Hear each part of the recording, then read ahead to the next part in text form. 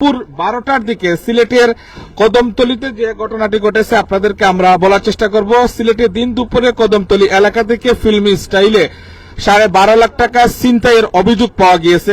তাদের কাছ থেকে 3 জন ছিলেন, তাদের কাছ থেকে কিন্তু প্রায় 12,40,000 টাকা ছিনতাই করে নিয়ে যান।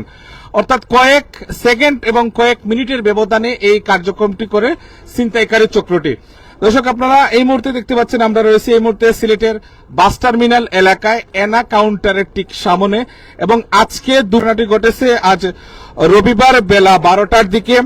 দক্ষিণ সুরমার থানা ওসি জানান মিজানুর রহমান বলেন, এ বিষয়ে তারা একটি অভিযোগ পেয়েছেন। অভিযোগ অনুযায়ী দুপুর 12টার দিকে সিলেটের এনা পরিবহন কদমতলীর কাউন্টার থেকে 12,40,000 টাকা নিয়ে জমা দেওয়ার জন্য যাচ্ছিলেন এনা পরিবহন কাউন্টার ম্যানেজার শফিকুর ইসলাম এবং নূর মোস্তফা এবং ক্যাশ কর্মকর্তা সুয়েল আহমদ। তারা কদমতলী ইয়াসিন প্লাজা নামক মার্কেটের সামনে যাওয়া মাত্রই 5টি মোটরসাইকেলে করে 10 জন ছিনতাইকারী এসে তাদের প্রতিরোধ করে দাঁড়ালো। অস্ত্র দিয়ে ভয়ভীতি দেখিয়ে টাকাগুলো ছিনতাই করে নিয়ে যায়।